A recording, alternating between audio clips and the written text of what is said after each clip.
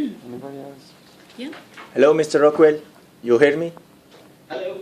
Hello, I'm Walid from Tunisia. And my question is about the fake products trade, la contrefaçon.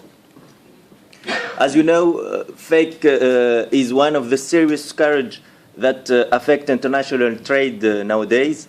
We are talking about more than 500 billion euros as sale around the world. Africa remains the main destination for fake goods that affect not only economy but also health. What does the WTO do to combat this scourge that threaten mainly Africa? Well, Walid, that's a very good question. We have an agreement here called the Agreement on Trade-Related Intellectual Property.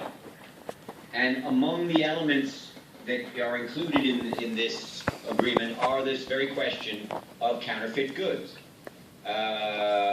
You see counterfeit goods wherever you go. You see them certainly in Africa, but I can assure you that if you get off the subway train in my home city of New York and you see in Times Square, you'll see counterfeit goods being sold right on the street there too.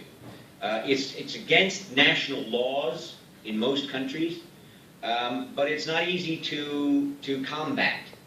Our laws here are very clear. The international agreements here and up the road at the World Intellectual Property Organization, they're very clear.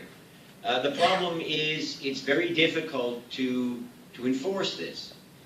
You're absolutely right that there are impacts on health, and there are all kinds of impacts. If you're talking about certain types of products, for example, aircraft parts or auto parts. Especially medicine. Especially medicine. I didn't hear you. Medicine. No, well, yes, I was going to get to that. You have the aircraft parts and car parts. If you have faulty brakes in your car because they're not of quality, that's obviously very dangerous. And the medicines, you're absolutely right. There's a great deal of this trade going on, and you're right. It does affect Africa. We have a special agreement in the TRIPS, the Trade-Related Intellectual Property Accord, which allows countries, poor countries, access to essential medicines through different channels.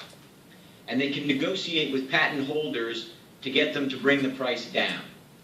And one of the tools they can use is that they can go to third countries. Let's say you're Tanzania, and you want to access antiretrovirals which can help stem HIV/AIDS.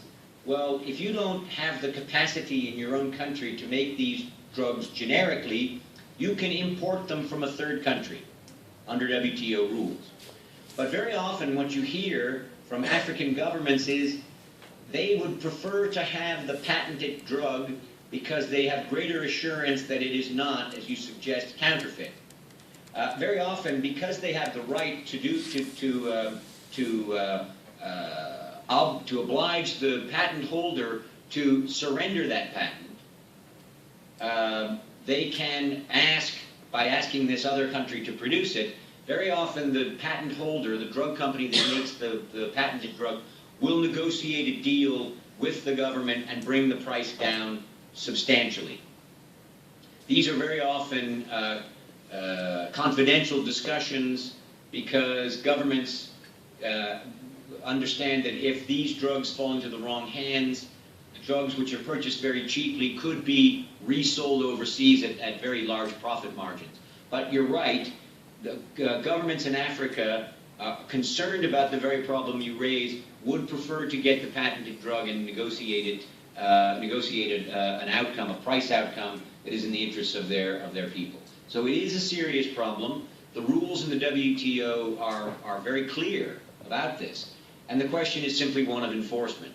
It's not, we don't see a lot of dispute settlement activity on this, mostly because it happens in every country. Governments themselves are not behind this. They are trying as best they can to try and reduce these incidents, but it's very difficult to enforce it at national level.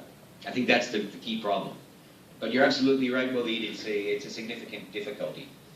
Thank you.